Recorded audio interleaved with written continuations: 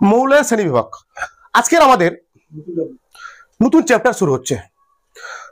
সমস্ত বাচ্চা লোককে, আমার ইউটিউব চ্যানেলের সমস্ত বাচ্চা লোককে জানাই সুপ্রভাত, গুড মর্নিং। আশা করছি তোমরা খুবই ভালো আছো, মন দিয়ে পড়াশোনা করছো। আর 1 মাস তোমাদের হাতে রয়েছে, এখন থেকে পড়া শুরু করো, নাহলে ভালো রেজাল্ট হবে না, কোনো মতে ভালো রেজাল্ট হবে না। তোমরা মন দিয়ে পড়াশোনা করো, আমি তোমাদের সঙ্গে আছি। আজকের আমরা নতুন চ্যাপ্টার শুরু করব। কি করব? পর্যায় সারণী বা পিরিয়ডিক টেবিল শুরু করব। ক্লাস 10 পিরিয়ডিক টেবিল শুরু করছি আজকে আমরা। প্রথম আমাদের টপিক এখানে ক্লাসিফিকেশন অফ এলিমেন্ট।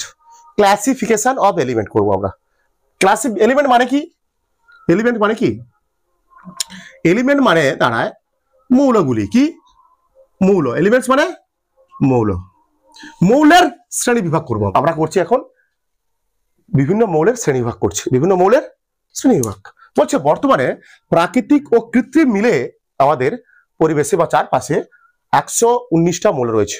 কৃত্রিম মৌল মানে আমরা কিছু তৈরি করা হয়েছে, কৃত্রিমভাবে তৈরি করা হয়েছে। প্রাকৃতিক মানে যেগুলো ছিল আগে থেকে। টোটাল কতগুলো মৌল রয়েছে আমাদের প্রাকৃতিক? 119টি। কিন্তু বলছে 19 শতকের মাঝামাঝি সময়ে পৃথিবীতে এত মৌল আবিষ্কৃত হয়নি। 119টা মৌল আবিষ্কৃত হয়নি। তখন ছিল কত? 20টা ছিল, থাকতে পারে 25টা, এরকম 30টা 40টা করে মৌল আবিষ্কৃত ছিল। ঠিক আছে? সেই সময় কি করতো? মৌলের সংখ্যা কম। মৌলের সংখ্যা কম হওয়ার জন্য তারা বিজ্ঞানীরা কি করেছিল? প্রতিটা মৌলকে পৃথক পৃথক ভাবে তাদের ধর্ম আলোচনা করেছিলেন, তার ধর্ম সম্বন্ধে আলোচনা করেছিলেন। কিন্তু যেই সময় এগোতে এগোতে আরো মৌল আবিষ্কৃত হচ্ছে শুরু করে। ধীরে ধীরে মৌলের পরিমাণটা কি হয়েছে? মৌলের সংখ্যা ধীরে ধীরে বাড়তে থাকে। এই জন্য সেই প্রতিটা মৌলকে তখন পৃথক পৃথক ভাবে, মৌলের সংখ্যা বাড়ছে, তো মৌলের সংখ্যা বাড়ার জন্য প্রতিটা মৌলকে পৃথক পৃথক ভাবে পড়ানো বা আলোচনা করা, তার ধর্ম আলোচনা করা, ধর্ম সম্বন্ধে শ্রেণীবিভাগ করা, ধর্মকে নিয়ে শ্রেণীবিভাগ করা সম্ভব হচ্ছিল না। কেন? অনেক মৌল হয়ে গেছে। তার জন্য প্রতিটা মৌলকে আর আলাদা করতে পারছিল না। তখন বিজ্ঞানীরা এসে কি করলেন? বিভিন্ন মৌলকে ক্লাসিফাই করা শুরু করলেন বা শ্রেণী বিভাগ করা শুরু করলেন। বিভিন্ন বিজ্ঞানী প্রথমে এসে শুরু করেছিলেন। এবার লেখো তোমাদের বিভিন্ন বিজ্ঞানীদের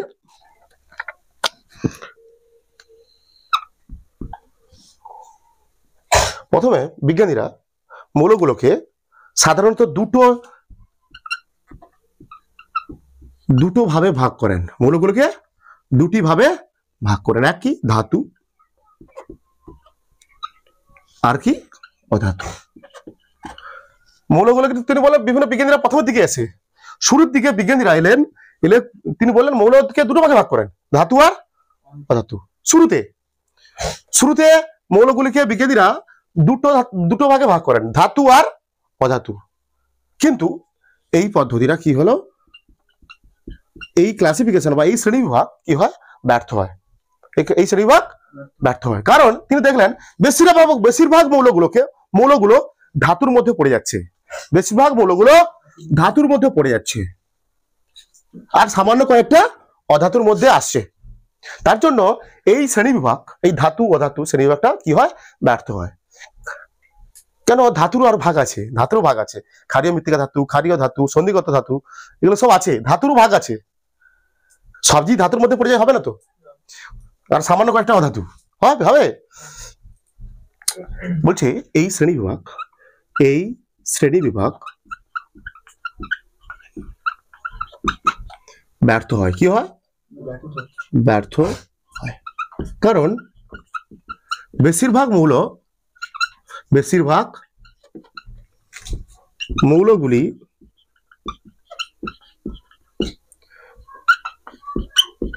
ধাতুর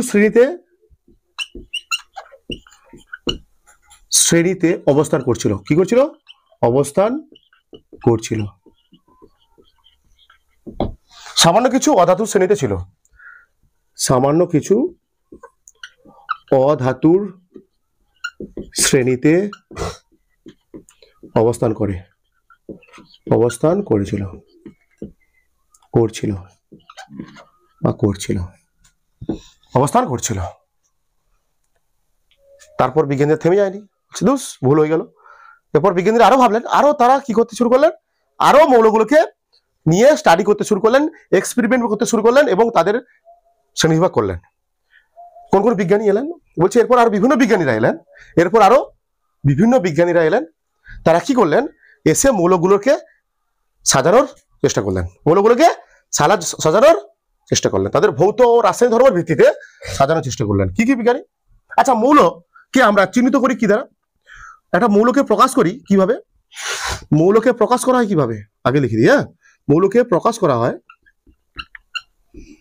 কিরকম? প্রকাশ করা হয় কিরকম? প্রকাশ করা হয়, একটা মৌলের চিহ্ন লিখতে হয়। কি লিখতে হয়?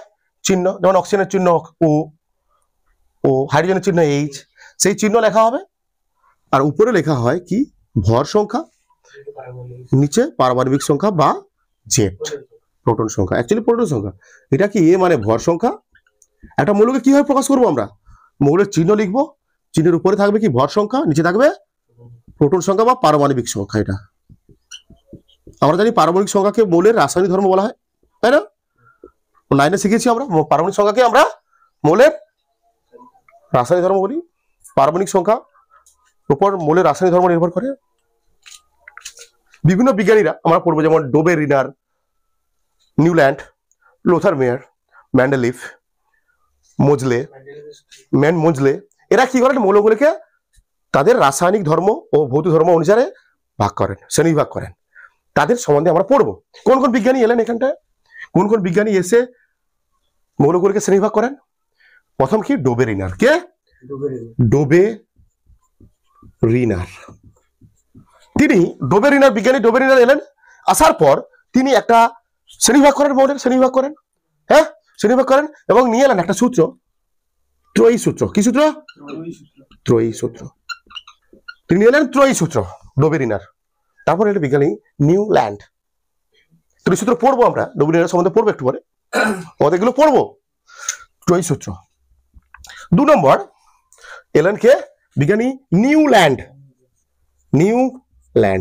নিউল্যান্ড নিয়ে এলেন তার অষ্টক সূত্র, অক্টেট রুল। তারপর এলেন বিজ্ঞানী লোথার মেয়ার। কে? লোথার মেয়ার। 3 নম্বর এলেন বিজ্ঞানী লোথার মেয়ার।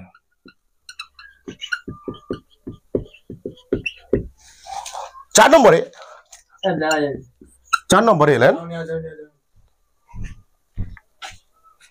নম্বরে এলেন বিজ্ঞানীকে, আচ্ছা ঠিক আছে, 4 নম্বর লিখলেন বিজ্ঞানী ম্যান্ডেলিফ।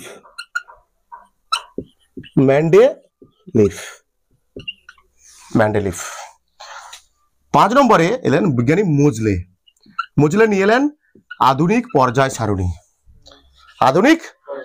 সারণী। আমরা পুরো চ্যাপ্টার জুড়ে এগুলো পড়বো। আমাদের প্রথমে টার্গেট হবে এগুলো পড়ার পর মৌলের সম্বন্ধে পড়া, মৌলের রাসায়নিক ধর্ম বিভিন্ন পড়া, পর্যায়গত ধর্মগুলো পড়া হবে আমাদের এই চ্যাপ্টারের টপিক। হ্যাঁ, আমরা প্রথমে এইগুলো পড়বো। তাছাড়া এখন বললাম কি, কোনো মৌলকে প্রকাশ করা হয় কিভাবে, একটা মৌলকে প্রকাশ করা হয় কিভাবে বললাম তোমাদের।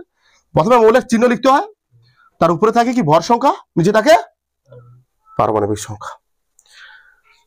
মৌলগুলোকে কিনলেন এই প্রথমে বেশিরভাগ বিজ্ঞানীরা এই ম্যান্ডেলিফ পর্যন্ত, কোন পর্যন্ত? ম্যান্ডেলিফ পর্যন্ত যতগুলো বিজ্ঞানী আছে, ভালো করে শোনো আমার কথা, বুঝতে পারবে না। ম্যান্ডেলিফ পর্যন্ত যতগুলো বিজ্ঞানী মৌলের শ্রেণীবিভাগ করেন, প্রতিটা বিজ্ঞানী কি করেন? মৌলগুলিকে তাদের ভর সংখ্যা অনুযায়ী, ক্রমবর্ধমান ভর সংখ্যা অনুযায়ী সাজানো শুরু করেন। কি বলছি?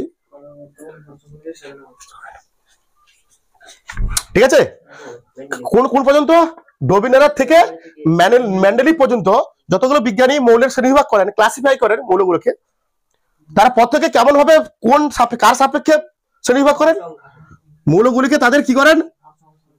পরপর মৌলগুলিকে কি করেন? তাদের পরপর করে ভর সংখ্যা অনুযায়ী সাজাতে থাকেন।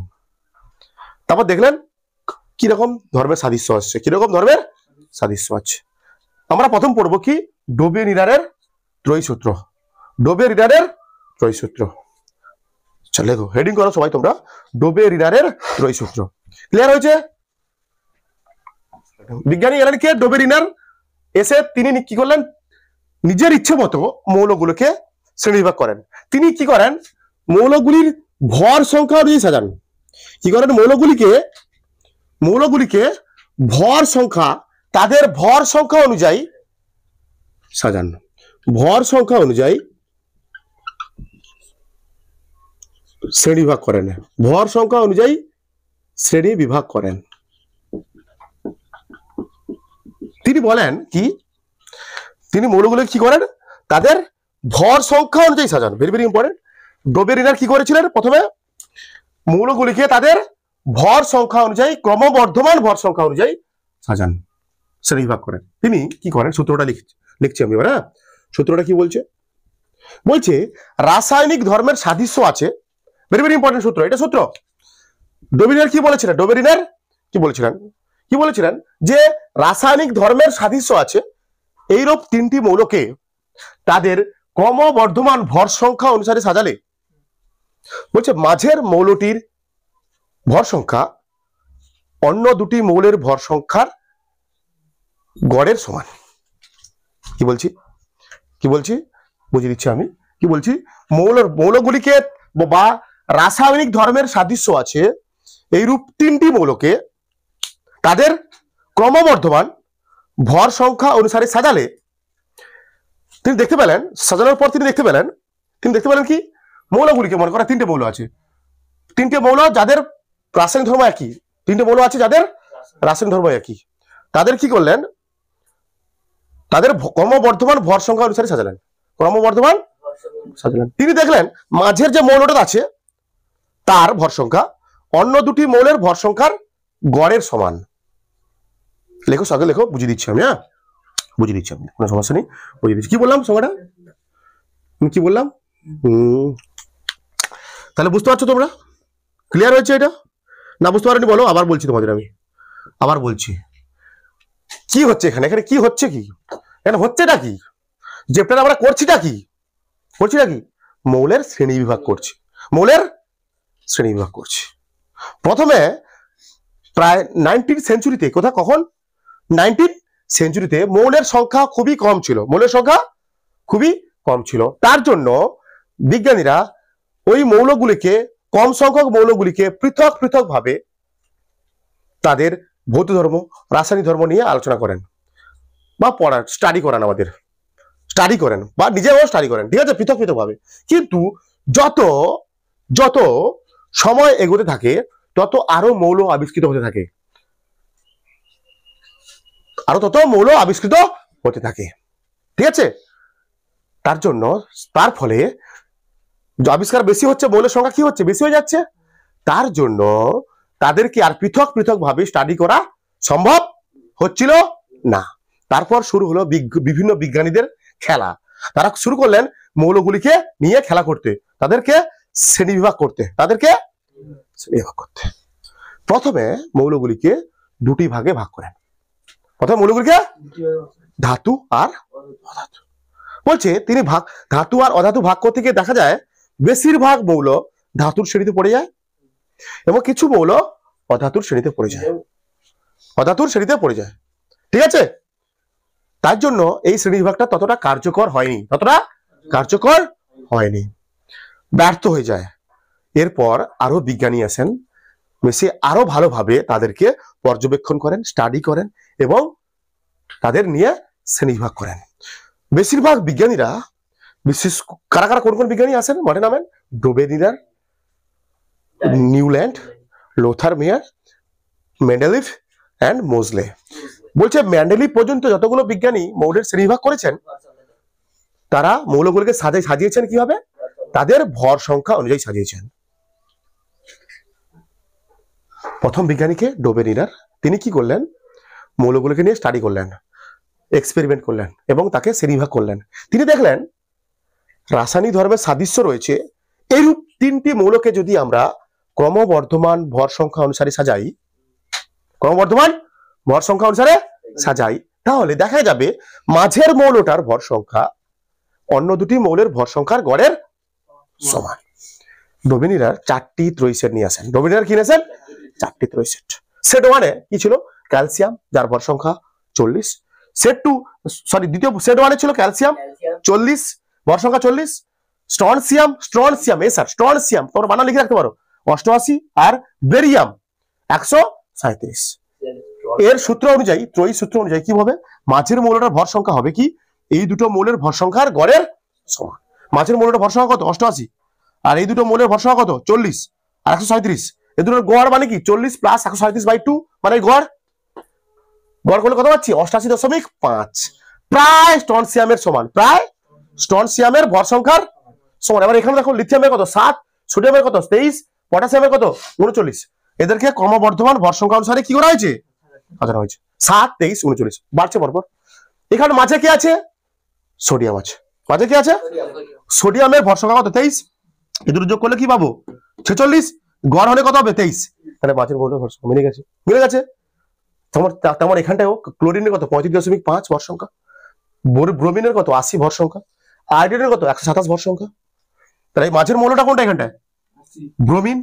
তাহলে ব্রোমিনের ভর সংখ্যা কি হবে এই দুটোর গড়ের সমান। দুটোর গড় করো, গড় করলে কত পাচ্ছি 81 প্রায় কাছাকাছি, প্রায় কাছাকাছি। তাহলে এই মৌলটার ভর সংখ্যা অন্য দুটি মৌলের ভর সংখ্যার গড়ের সমান। বলছে এই ড্রোবেনিয়ারের ত্রয়ী সূত্র কি হয় পুরোপুরিভাবে সফল হয়নি, পুরোপুরিভাবে সফল হয়নি। এই ড্রোবেনিয়ারের ত্রয়ী সূত্রটি পুরোপুরিভাবে সফল হয়নি। কেন সফল হয়নি, কেন সফল হয়নি? তিনি মাত্র 4টি ত্রয়ী সেট তৈরি করেন। কটা ত্রয়ী সেট তৈরি করেন? আর অন্যান্য মৌলের ক্ষেত্রে এই সূত্র প্রযোজ্য হয়নি। মানে মাত্র 4টি ত্রয়ী সেট তিনি তৈরি করেন, মানে 4 কত 12টা মৌল, মাত্র 12টা মৌলের ক্ষেত্রে ত্রয়ী সূত্র প্রযোজ্য হয়েছিল, ঠিক আছে, আর প্রযোজ্য হয়নি। 2 নম্বর কি হতে পারে, 2 নম্বর সীমাবদ্ধতা কি, সীমাবদ্ধতা তোমার ত্রুটি বলতে পারো, কি বলতে পারো এগুলো ড্রোবেনিয়ারের ত্রয়ী সূত্রের ত্রুটি কি, 1 নম্বর ত্রুটি বললাম কি, বা সীমাবদ্ধতা কি, যে তিনি মাত্র 4টি ত্রয়ী সেট তৈরি করেন, বাকি মৌলের ক্ষেত্রে এই সূত্র প্রযোজ্য হয়নি। এবং এমন কিছু মৌল আছে যাদের রাসায়নিক ধর্ম একই, এমন 3টে মৌল আছে, এমন কিছু মৌল আছে যাদের রাসায়নিক ধর্ম একই, তাদেরকে সাজালে হচ্ছে না, মিলছে না। যাদেরকে যদি ক্রমবর্ধমান ভর সংখ্যা সাজাই, এমন কিছু মৌল আছে যাদের রাসায়নিক ধর্ম একই, তাদের যদি আমরা ক্রমবর্ধমান ভর সংখ্যা অনুসারে সাজাই, সাজিয়ে দেখছি মিলছে না, আর কি হচ্ছে না ত্রয়ী সূত্র মিলছে না। যেমন উদাহরণ দেবো আমি দেখতে পাবে, নাইট্রোজেন ফসফরাস আর আর্সেনিকের ক্ষেত্রে এটা হয়নি। এবার লেখো তোমরা, এবার আমরা কি করব এই ড্রোবেনিয়ারের ত্রয়ী সূত্রের সীমাবদ্ধতা বা ত্রুটি, ভেরি ভেরি ইম্পর্টেন্ট পরীক্ষার জন্য, হেডিং করো সবাই লিখে পারো তোমরা, ভেরি ভেরি ইম্পর্টেন্ট। আর্সেনিকের 75 ভর সংখ্যা, দেখো এদের করে দেখো মিলছে না, করে দেখো নাইট্রোজেন ফসফরাস আর আর্সেনিক এই তিনটের কি আছে, এই তিনটে মৌল পরস্পর রাসায়নিক ভাবে সাদৃশ্য রয়েছে, এই তিনটে মৌলের কি রয়েছে রাসায়নিক ভাবে সাদৃশ্য রয়েছে। এদের যদি আমরা সাজাই ক্রমবর্ধমান ভর সংখ্যা অনুসারে, তাহলে মাঝের মৌলের ভর সংখ্যা অন্য দুটি মৌলের ভর সংখ্যার গড় হচ্ছে না। দেখো এদের করলে কি হবে, এদের যোগ করলে কত হবে 89, কত হবে 89 হবে তো, বাই 2 কত হচ্ছে প্রায় 45, এখানে কত আছে, তাহলে হচ্ছে না, এদের ক্ষেত্রে প্রযোজ্য হচ্ছে না। এটা হচ্ছে ড্রোবেনিয়ারের ত্রয়ী সূত্রের ত্রুটি, এটা হচ্ছে ড্রোবেনিয়ারের ত্রয়ী সূত্রের ত্রুটি বা সীমাবদ্ধতা। এরপর আমাদের বিজ্ঞানী এলেন কে, বিজ্ঞানী এলেন হংকং, কি এলেন, এবার বিজ্ঞানী এলেন কে নিউল্যান্ড, কি এলেন নিউল্যান্ড।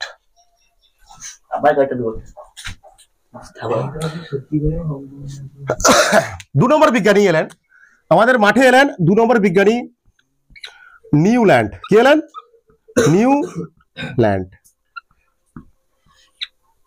নিউল্যান্ড এসে তিনিও কি করলেন, নিউল্যান্ড এসে কি করলেন মৌলগুলিকে, তিনিও কি করলেন মৌলগুলিকে পর্যবেক্ষণ করেন, স্টাডি করেন, ঠিক আছে, এবং তাদের শ্রেণীবিভাগ করেন কি অনুযায়ী, কোন সংখ্যা অনুযায়ী, ভর সংখ্যা অনুযায়ী, সেই একই ভর সংখ্যা অনুযায়ী সাজান,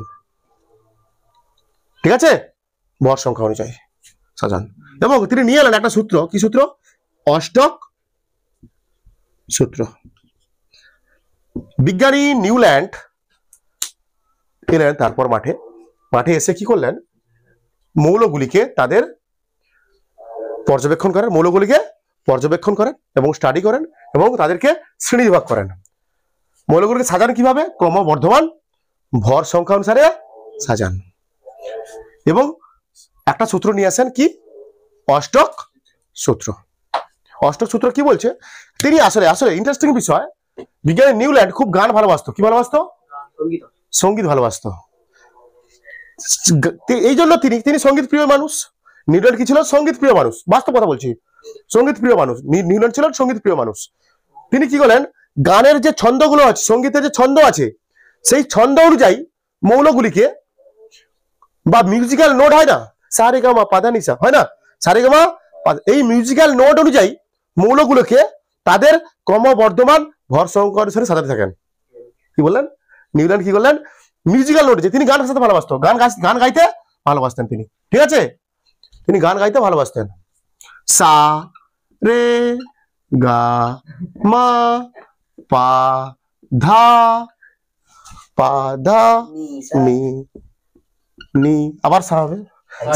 আচ্ছা, না নি, যাই হোক, বাংলা লিখলেও হতো, নি বাধা নি, আর এই তো সা হয়ে গেছিল। আবার ঘুরে ঘুরে আসবে। ওটা 7টা হয় মিউজিক্যাল নোট। কটা আছে দেখো? 1টা 2টো 3টে 4টে 5টা 6টা 7টা। 7টা হয় মিউজিক্যাল নোট। ডোমিনিয়ার খুব, সরি ডোমিনিয়ার নয়, কে? নিউল্যান্ড ছিল খুব গান শুনতে ভালোবাসতেন তিনি। সারাদিন গান নিয়ে থাকতেন তিনি। বিজ্ঞানীও কিন্তু, হ্যাঁ, কিন্তু গান নিয়ে ভালোবাসতেন, গান নিয়ে থাকতেন। এই জন্য কি করেন তিনি, এই যে মিউজিক্যাল নোট, এরকম হলো মিউজিক্যাল নোট, মৌলগুলো কি করলেন, ক্রমবর্ধমান ভর সংখ্যা অনুসারে সাজালেন। মিউজিক্যাল নোট অনুযায়ী ক্রমবর্ধমান ভর সংখ্যা অনুসারে সাজালেন। তিনি দেখলেন যে কোনো একটি মৌল থেকে শুরু করে, যে কোনো একটি, ভালো করে বোঝো, যে কোনো একটি মৌল থেকে শুরু করে তার পরবর্তী অষ্টম মৌলটিতে ভৌত ও রাসায়নিক ধর্মের সাদৃশ্য হচ্ছে। কি বলছি? মৌলগুলিকে এই মিউজিক্যাল নোট অনুযায়ী ক্রমবর্ধমান ভর সংখ্যা অনুসারে সাজিয়ে দেখলেন, ক্রমবর্ধমান ভর সংখ্যা অনুসারে সাজিয়ে দেখলেন যে কোনো একটি মৌল থেকে শুরু করে তার পরবর্তী অষ্টম মৌলটিতে ভৌত ও রাসায়নিক ধর্মের কি হচ্ছে, পুনরাবৃত্ত হচ্ছে। মনে করো প্রথমে কি আছে, হাইড্রোজেন। কি আছে? হাইড্রোজেন, 1 নম্বর মৌল সাজালেন হাইড্রোজেন। হিলিয়াম তখন আবিষ্কার হয়নি, হিলিয়াম তখন আবিষ্কার হয়নি। হাইড্রোজেন, তারপর লিখলেন lithium, beryllium, boron, carbon, nitrogen, oxygen, তারপর fluorine, sodium, magnesium, aluminium, silicon, phosphorus, sulphur, তারপর chlorine, potassium, calcium. Potassium calcium এই আবিষ্কার হয়নি তখনও। নিষ্ক্রিয় গ্যাসগুলো তখনও আবিষ্কার হয়নি। মৌলগুলো সাজায় এইভাবে। তিনি বলেন কি, ভালো করে দেখো, ভালো করে বোঝো। তিনি বলেন কোন একটি মৌল থেকে শুরু করে, কোন একটি, তার পরবর্তী অষ্টম মৌলে ভৌত রাসায়নিক ধর্মের সাদৃশ্য হয়। মানে এই মৌল থেকে শুরু করলাম এই মৌল, এর পরবর্তী অষ্টম মৌল কোনটা হবে? এইটা হবে। পরবর্তী অষ্টম মৌল এইটা হবে। বলে তিনি দেখলেন হাইড্রোজেনের যা ভৌত রাসায়নিক ধর্ম, ফ্লোরিনেরও ভৌত রাসায়নিক ধর্ম একই। তিনি কি করেছেন, বিজ্ঞানী নিউল্যান্ড কি করলেন, মৌলগুলিকে তাদের ক্রমবর্ধমান ভর সংখ্যা অনুসারে সাজালেন। তিনি দেখলেন কোন একটি মৌল থেকে শুরু করলে তার পরবর্তী অষ্টম মৌলের ক্ষেত্রে ভৌত ও রাসায়নিক ধর্মের কি হবে, সাদৃশ্য রয়েছে, বা রাসায়নিক ধর্মের পুনরাবৃত্ত হবে, ভৌত রাসায়নিক ধর্মের পুনরাবৃত্ত হবে। মানে হাইড্রোজেনের যা ভৌত রাসায়নিক ধর্ম, ক্লোরিনের তাই ভৌত রাসায়নিক ধর্ম, ক্লোরিনের তাই ভৌত রাসায়নিক ধর্ম। যদি আমি এখান থেকে শুরু করি, অষ্টম মৌল কোনটা হবে? এইটা। মানে বোরনের যা ভৌত রাসায়নিক ধর্ম হবে, অ্যালুমিনিয়ামের ভৌত রাসায়নিক ধর্ম তাই হবে। এটাই হচ্ছে নিউল্যান্ডের অষ্টক সূত্র। এই জন্য 8টা, দেখো 8টা, পরবর্তী 8টা অষ্টম মৌল। কি বললাম বুঝতে পেরেছো তোমরা? তাহলে নিউল্যান্ডের অষ্টক সূত্রটা কি বললাম, যে মৌলগুলিকে তাদের ক্রমবর্ধমান ভর সংখ্যা অনুসারে সাজালে যে কোনো একটি মৌল থেকে শুরু করে তার পরবর্তী অষ্টম মৌলের ক্ষেত্রে ভৌত ও রাসায়নিক ধর্মের পুনরাবৃত্ত হয়। এটা হচ্ছে তোমার নিউল্যান্ডের অষ্টক সূত্র। বলে দিলাম, মৌলগুলিকে তাদের ক্রমবর্ধমান ভর সংখ্যা অনুসারে সাজালে যে কোনো একটি মৌল থেকে শুরু করে তার পরবর্তী অষ্টম মৌলতে ভৌত রাসায়নিক ধর্মের পুনরাবৃত্ত হয়। এই সূত্রের সীমাবদ্ধতা কি? সীমাবদ্ধতা রয়েছে শুধুমাত্র ক্যালসিয়াম পর্যন্ত যতগুলো মৌল আছে তাদের ক্ষেত্রে এই সূত্র প্রযোজ্য। ক্যালসিয়াম পর্যন্ত যতগুলো মৌল আছে তাদের ক্ষেত্রে, বা যে সমস্ত মৌলের ভর সংখ্যা 1 থেকে 40-এর মধ্যে, তাদের ক্ষেত্রে এই সূত্র প্রযোজ্য। এটা হচ্ছে সীমাবদ্ধতা, এটা হচ্ছে নিউল্যান্ডের অষ্টক সূত্রের সীমাবদ্ধতা। হয়ে যাবে এখানে, দেখি সীমাবদ্ধতা হয়ে যাবে। সীমাবদ্ধতা লিখে দাও। সীমাবদ্ধতা কি? সীমাবদ্ধতা লিখে নাও। সীমাবদ্ধতা।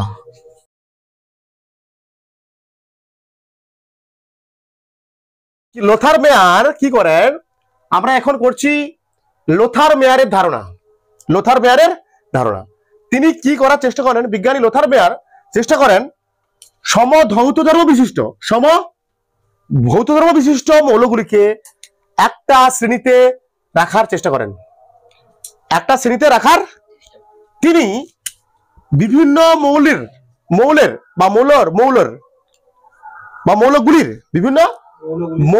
তিনি বিভিন্ন মৌলগুলির পারমাণবিক আয়তনকে অক্ষ বরাবর, এই অক্ষ বরাবর, অক্ষ বরাবর, এবং পারমাণবিক ভরকে এক্স অক্ষ বরাবর স্থাপন করে দেখেন যে সেই লেখচিত্রটা একটা সপ্ত শীর্ষ তরঙ্গের মতো দেখতে। সপ্ত শীর্ষ তরঙ্গের মতো দেখতে। দেখো আমরা আঁকি, তাহলে আঁকছি আমি, দেখো আঁকছি, দেখো এই আঁকলাম। এদিকে কি থাকবে? পারমাণবিক। এদিকে কি থাকবে? পারমাণবিক আয়তন থাকবে। এদিকে বলে দিয়েছি, এদিকে y অক্ষ বরাবর কি থাকবে? পারমাণবিক আয়তন। আর x অক্ষ বরাবর কি থাকবে? পারমাণবিক কি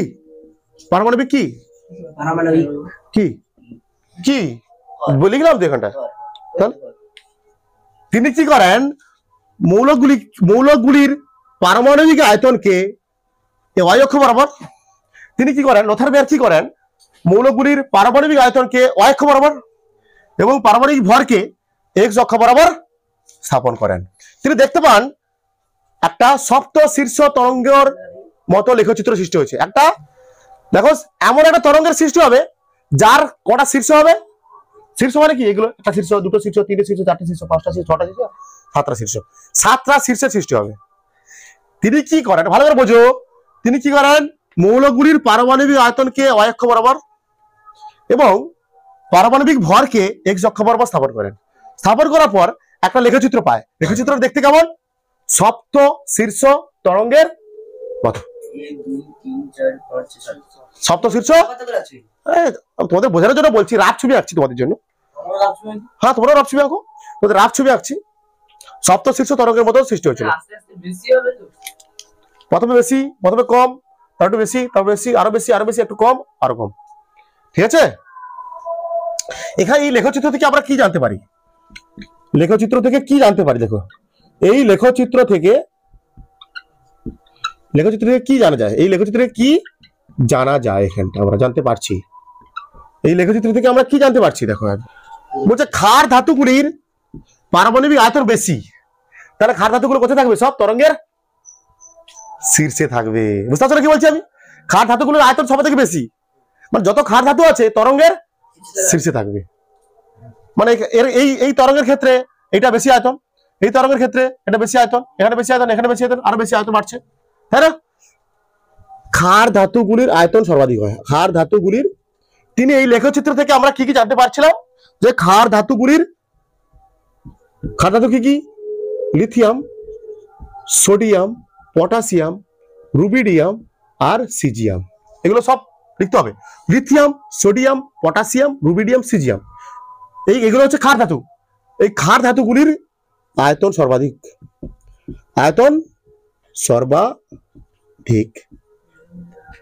তাই এরা তরঙ্গের শীর্ষে থাকে। কোথায় থাকে? তরঙ্গের শীর্ষে থাকে। বুঝতে পারছো? তাহলে তরঙ্গের শীর্ষে এখানে থাকবে কি? লিথিয়াম, এখানে থাকবে কি? সোডিয়াম, এখানে থাকবে কি? পটাশিয়াম, এখানে থাকবে কি? রুবিডিয়াম, এখানে থাকবে কি? সিজিয়াম। এবং ক্ষারীয় মৃত্তিকা ধাতুগুলো 2 নম্বর দিয়ে দেখো। ক্ষারীয় মৃত্তিকা ধাতুগুলো কোনগুলো? ক্ষারীয় মৃত্তিকা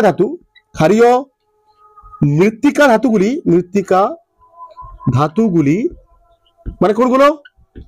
লিথিয়াম হচ্ছে তো, বেরিলিয়াম, নিচের দিকে lithium, sodium, lithium, sodium, beryllium, magnesium,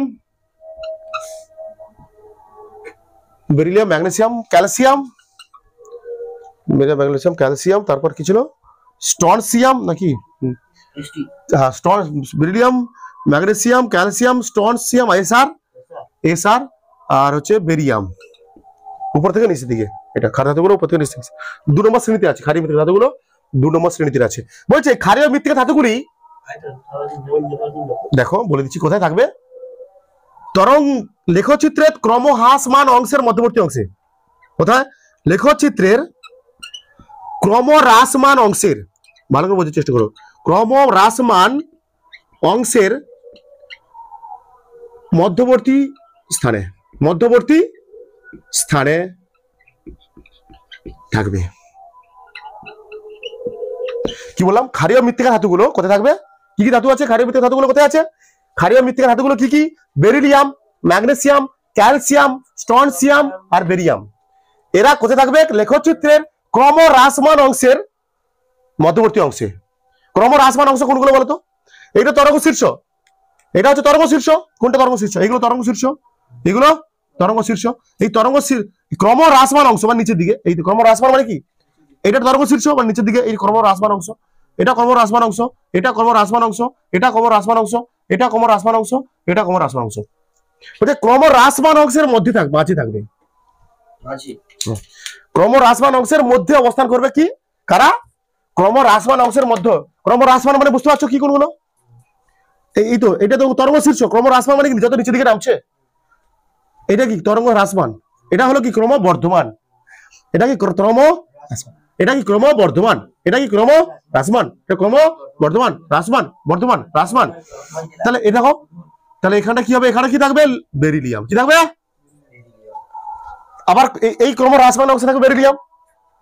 এই ক্রমহ্রাসমান অংশে থাকবে কি? ম্যাগনেসিয়াম। তারপর এই ক্রমহ্রাসমান অংশের মধ্যে থাকবে কি? ক্যালসিয়াম। এখানে থাকবে কি? স্ট্রনসিয়াম। এখানে থাকবে কি? বেরিয়াম।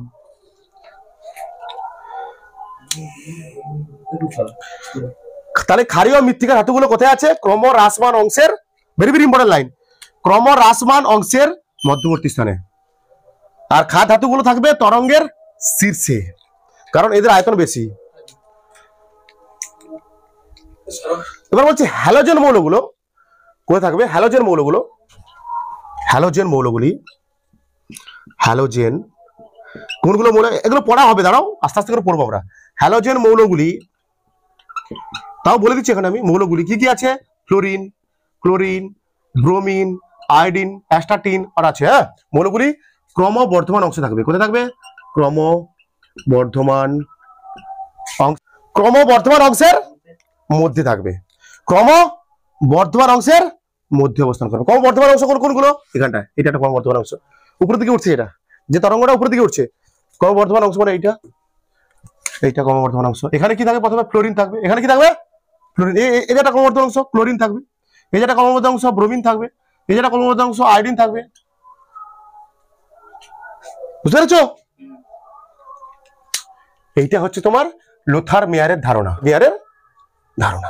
বুঝতে পেরেছো তোমরা? তুলে ফেলো। ম্যান্ডেলিভ, বিজ্ঞানী ম্যান্ডেলিভ, এরপর মাঠে এলেন বিজ্ঞানী ম্যান্ডেলিভ, এরপর মাঠে এলেন বিজ্ঞানী ম্যান্ডেলিভ। তিনি কি করলেন? মৌলগুলিকে তাদের ভর সংখ্যা অনুসারে সাজালেন এবং একটা নতুন সূত্র নিয়ে এলেন। কি সূত্র? তাকে বলা হচ্ছে পর্যায় সূত্র। তিনি পর্যায় সূত্রতে বললেন, কি সূত্র বললেন? সূত্রটা লিখছি আমি, সূত্রটা লিখছি। তিনি পর্যায় সূত্রতে বললেন মৌলগুলিকে তাদের ক্রমবর্ধমান ভর সংখ্যা অনুসারে সাজালে, মৌলগুলিকে তাদের ক্রমবর্ধমান ভর সংখ্যা অনুসারে সাজালে মৌলগুলির ভৌত ও রাসায়নিক ধর্মের পর্যায়ক্রমিক পুনরাবৃত্ত হয় বা পর্যায়ক্রমে পুনরাবৃত্ত হয়। লেখো সূত্রটা, লেখো সবাই, লেখো সূত্র লেখো, পর্যায় সূত্রটা লেখো, পর্যায় সূত্র লেখো। কি? মৌলগুলিকে ম্যান্ডেলিভ কি করলেন? নিয়ে এলেন কি? পর্যায় সূত্র নিয়ে এলেন। ম্যান্ডেলিভ কে নিয়ে এলেন? তার পর্যায় সূত্র। পর্যায় সূত্র কিভাবে করলেন তিনি? তিনি পর্যায় সূত্রটা কিভাবে নিয়ে এলেন? তিনি কি করলেন? মৌলগুলিকে তাদের ক্রমবর্ধমান ভর সংখ্যা অনুসারে সাজালেন। তিনি দেখলেন তাদের ভৌত রাসায়নিক ধর্মের কি হচ্ছে? পর্যায়ক্রমে পুনরাবৃত্ত হচ্ছে। হ্যাঁ, ঠিক আছে। তিনি তিনি কি করলেন, সাজানোর পর মৌলগুলিকে সাজানোর, সমস্ত মৌলগুলিকে প্রায় 50টা মৌল, 63টা মৌল, কটা মৌল, প্রায় 63টা মৌল ছিল তখন। মেন্ডেলিভ যখন এই তার পর্যায় সূত্র নিয়ে আসেন, বা মেন্ডেলিভ যখন মৌলগুলির সম্বন্ধে স্টাডি করা শুরু করেন, মৌলগুলির সম্বন্ধে, তখন প্রকৃতিতে কটা মৌল আবিষ্কৃত হয়ে গেছে, প্রায় 63টা মৌল, তাই তো ঠিক বললাম তো? হ্যাঁ, প্রায় 63টা মৌল আবিষ্কৃত হয়। সেই 63টা মৌলকে কি করলেন, সেই 63টা মৌলকে মেন্ডেলিভ তাদের ক্রমবর্ধমান পারমাণবিক সংখ্যা, ভর সংখ্যা অনুসারে সাজালেন। তিনি দেখলেন ভৌত ও তাদের ভৌত ও রাসায়নিক ধর্মের পর্যায়ক্রমিক পুনরাবৃত্তি হচ্ছে। ঠিক আছে। তিনি সাজানোর পর, এই 63টা মৌলকে সাজানোর পর, পর্যায়ক্রমিক সাজানোর পর দেখলেন কিছু উলম্ব সারি, কিছু উলম্ব সারি এবং কিছু অনুভূমিক সারি সৃষ্টি হয়েছে। হ্যাঁ, তিনি যে ক্লাসিফিকেশন করলেন মৌলগুলিকে, মৌলগুলিকে যে মেন্ডেলিভ ক্লাসিফাই করলেন কি অনুসারে, তাদের ভর সংখ্যা অনুসারে। কটা মৌলকে নিয়ে, 63টা মৌলকে নিয়ে সাজালেন। কি করলেন, মৌলগুলিকে তাদের ভর সংখ্যা অনুসারে, ক্রমবর্ধমান ভর সংখ্যা অনুসারে সাজালেন, ক্রমবর্ধমান ভর সংখ্যা অনুসারে সাজালেন। তিনি দেখলেন ভৌত রাশি ধর্মের কি হচ্ছে, পর্যায়ক্রমে পুনরাবৃত্তি হচ্ছে। একে নাম দেন তিনি কি সূত্র, পর্যায় সূত্র। এইটা হচ্ছে মেন্ডেলিভের কি সূত্র, পর্যায় সূত্র। এরপর সাজিয়ে এই 63টা মৌলকে সাজানোর পর তিনি লক্ষ্য করলেন যে কিছু উলম্ব সারি আর কিছু অনুভূমিক সারির সৃষ্টি হয়েছে। একে বলা হচ্ছে, একে একসঙ্গে বলা হয় মেন্ডেলিভের পর্যায় সারণী, পর্যায় সারণী। এটা মানের বলো, এটা মানে বলতে হবে তোমাদের। এই যে বলছে মৌলগুলিকে ক্রমবর্ধমান ভর সংখ্যা অনুসারে সাজালে তাদের ভৌত রাসায়নিক ধর্মে পর্যায়ক্রমিক পুনরাবৃত্ত হয়। মানে কি, পর্যায়ক্রমিক পুনরাবৃত্ত হয়।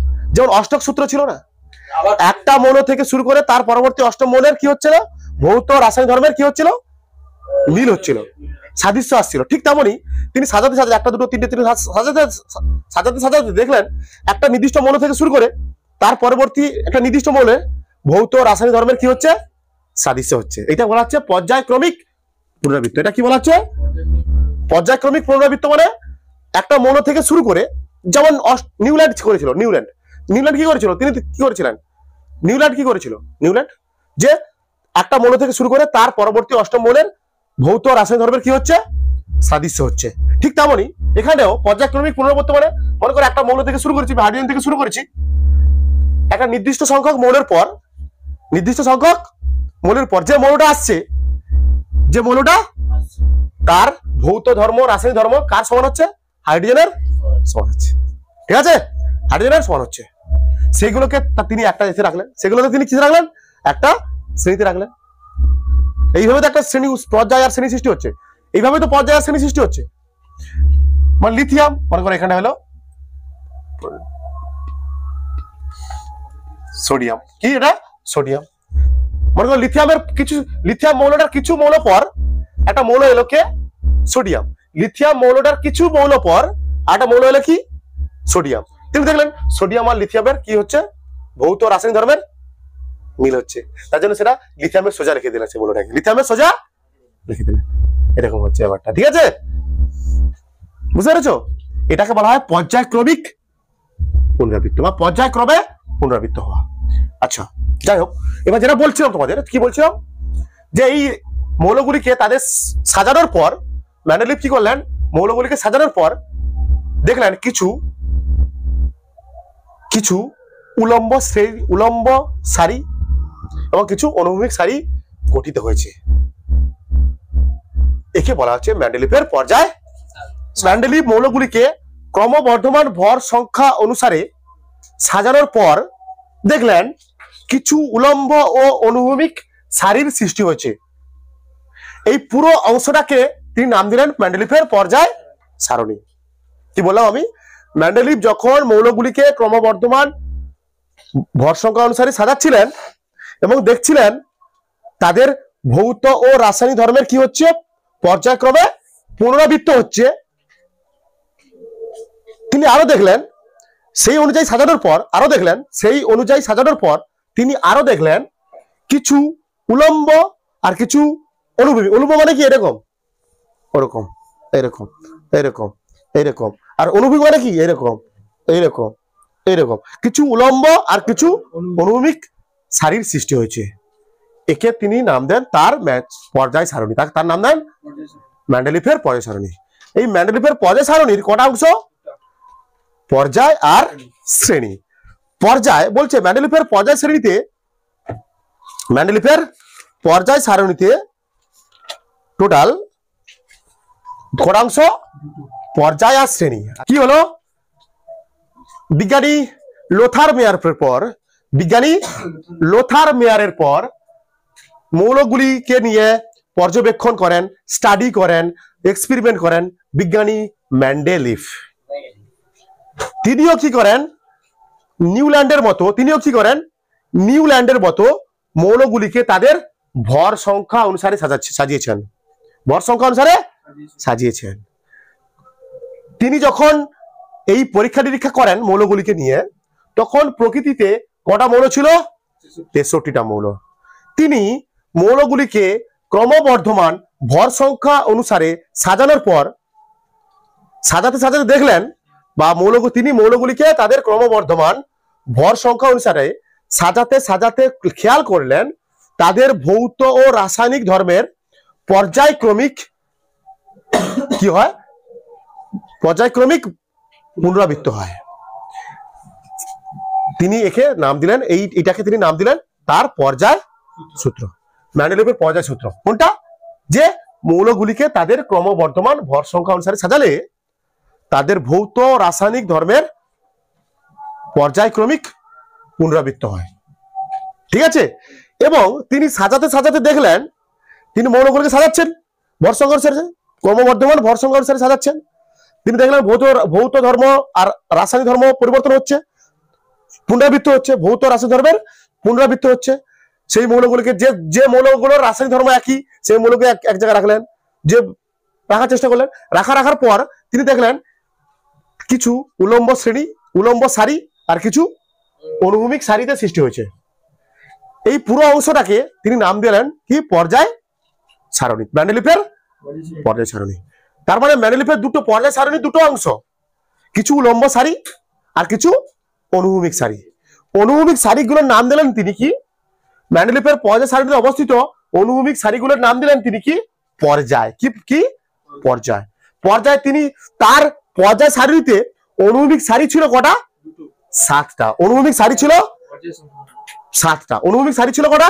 7টা। মানে পর্যায় সংখ্যাও কটা? 7টা। অনুভূমিক সারিগুলোকে তো আমরা বলছি কি? পর্যায়। তাহলে অনুভূমিক সারি যদি 7টা হয়, তাহলে পর্যায় সংখ্যাও কটা হবে? 7টা। এই পর্যায় সংখ্যাগুলো তার পর্যায় সারণীতে তিনি চিহ্নিত করেছেন কিভাবে? এই পর্যায় সংখ্যাগুলো তার পর্যায় সারণীতে চিহ্নিত করেছেন ইংরেজি অক্ষর 1 2 3 4 ... 7 পর্যন্ত। আর শ্রেণী কি? যে মেন্ডেলিফের পর্যায় সারণীতে সাজানোর সময়, মৌলগুলিকে সাজানোর সময় যে উলম্ব সারিগুলো সৃষ্টি হয়েছিল, ওগুলোর নাম দেন তিনি শ্রেণী। এই লেখা আছে মেন্ডেলিফের পর্যায় সারণীতে অবস্থিত উলম্ব সারিগুলিকে শ্রেণী বলে। তিনি দেখেছিলেন উলম্ব সারি কটা ছিল? 8টা উলম্ব সারি ছিল। মানে শ্রেণী কটা? 8টা। এগুলোকে তিনি তার পর্যায় সারণীতে, এই শ্রেণী সংখ্যাগুলোকে বা শ্রেণীগুলোকে তিনি তার পর্যায় সারণীতে কি দ্বারা প্রকাশ করেছেন? রোমান হরফে 1 2 3 থেকে 8 পর্যন্ত। আবার প্রতিটি শ্রেণীর দুটো করে কি ছিল? এ আর বি। মানে 1 নম্বর শ্রেণী তার দুটো শ্রেণী থাকবে, দুটো উপশ্রেণী থাকবে, এ আর বি। 2 নম্বর শ্রেণী বলছে, ভালো করে বোঝার চেষ্টা করো। একটা জিনিস দেখো দেখি, এই শ্রেণীগুলো কেমন হবে? শ্রেণীগুলো মানে উলম্ব সারিগুলোকে কি বলছি আমি? শ্রেণী। উলম্ব সারিগুলো কি বলছি? শ্রেণী। একটা শ্রেণী, হ্যাঁ, দুটো শ্রেণী। কটা শ্রেণী আছে টোটাল? 8টা। এরকম 8টা শ্রেণী থাকবে। 1টা 2টো 3টে 4টে 5টা 6টা 7টা 8টা। 1টা 2টো 3টে 4টে 5টা 6টা 7টা 8টা। আর কটা পর্যায়? পর্যায় মানে অনুভূমিক সারি 7টা পর্যায়। এই যে একটা হলো একটা পর্যায়, এই যে একটা শ্রেণী, এটা দ্বিতীয় দুই নম্বর শ্রেণী, 3 নম্বর শ্রেণী, 4 নম্বর শ্রেণী, 5 নম্বর শ্রেণী, 6 নম্বর শ্রেণী, 7 নম্বর শ্রেণী, 8 নম্বর শ্রেণী। আবার পর্যায় কটা হবে এরকম? পর্যায় মানে কি? অনুভূমিক। পর্যায় কটা হবে? 7টা। 1টা, 2টো, 3টে, 4টে, 5টা, 6টা, 7টা, এরকম 7টা শ্রেণী। এগুলোকে বলা হচ্ছে, এগুলো কি? আচ্ছা দেখিয়ে দিচ্ছি তোমাদের আমি।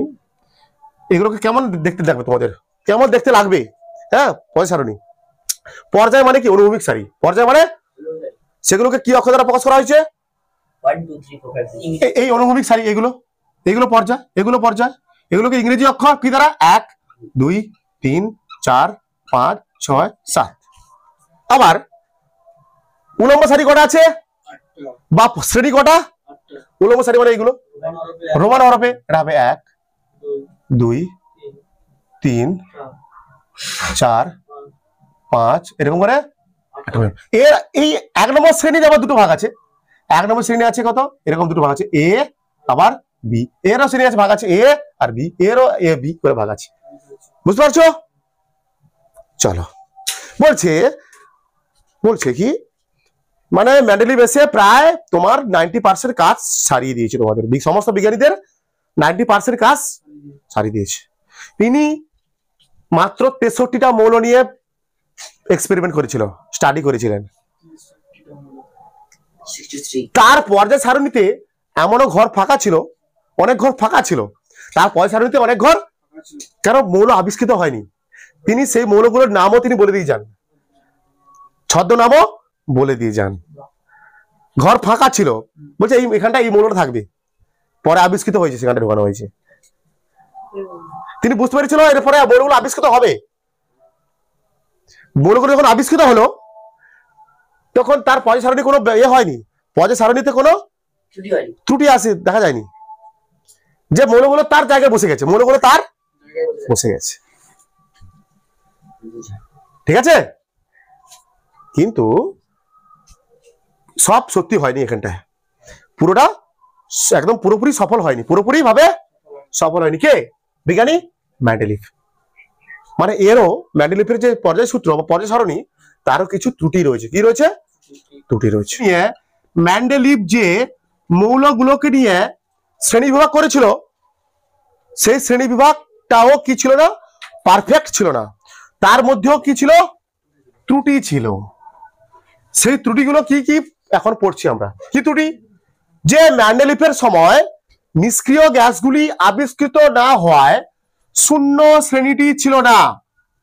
বলছে মেন্ডেলিভের সময় নিষ্ক্রিয় গ্যাসগুলি বা মৌলগুলি আবিষ্কৃত না হওয়ায় শূন্য শ্রেণীটি ছিল না।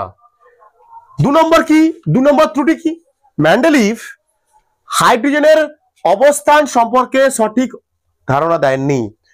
মেন্ডেলিভ হাইড্রোজেনের অবস্থান সম্পর্কে সঠিক ধারণা দেননি। 3 নম্বর কি? মেন্ডেলিভ মৌলের আইসোটোপগুলির অবস্থান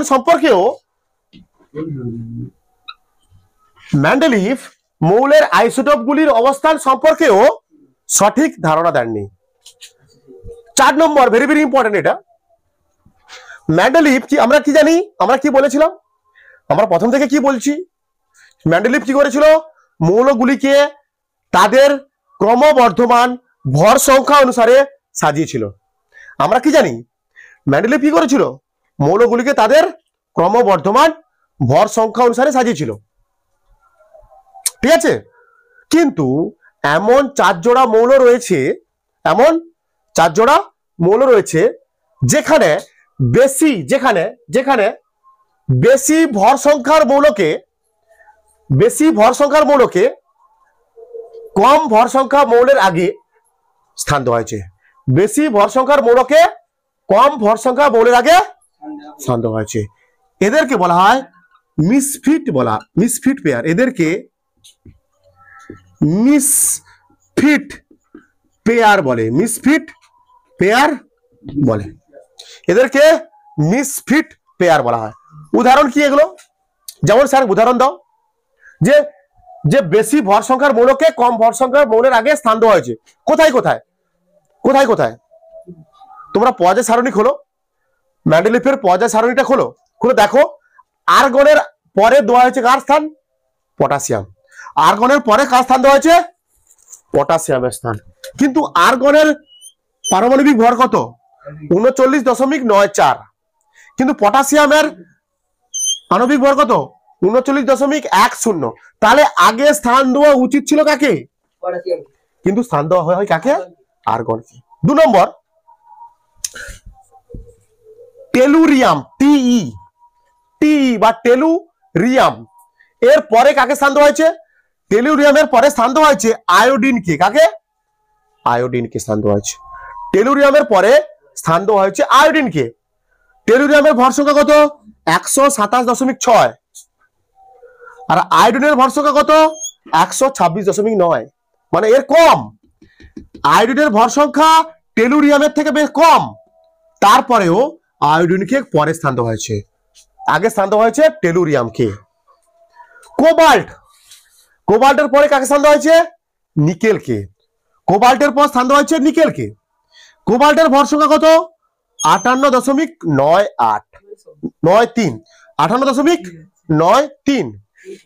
নিকেলের কত? 58.71। মানে এর নিকেলের ভর সংখ্যা কম, এর ভর সংখ্যা বেশি, তবুও একে আগে স্থান দেওয়া হয়েছে, একে পরে স্থান দেওয়া হয়েছে। এগুলো কি বলছি? মেন্ডেলিফের পর্যায় সারণীর ত্রুটি বা সীমাবদ্ধতা। এগুলো কি বলছি? মেন্ডেলিফের পর্যায় সারণীর ত্রুটি বা সীমাবদ্ধতা। 4 নম্বর কি আছে? থোরিয়ামের পরে প্রোটাক্টিয়াম। থোরিয়ামের পরে কার স্থান দেওয়া হয়েছে? প্রোটাক্টিয়াম। থোরিয়ামের ভর সংখ্যা কত? 232.04। 232 আর প্রোটাক্টিয়ামের 231। তবুও থোরিয়ামকে আগে দেওয়া হয়েছে, প্রোটাক্টিয়ামকে পরে দেওয়া হয়েছে। আজকের মতো তোমাদের ক্লাস শেষ। তোমরা ভালো থাকো, মন দিয়ে পড়াশোনা করো, ডেলির পড়া ডেলি করো। আর 1 মাস বাকি তোমাদের, ভালো করে পরীক্ষা করো, ভালো করে পড়াশোনা করো। ছুটি আজকের মতো তোমাদের।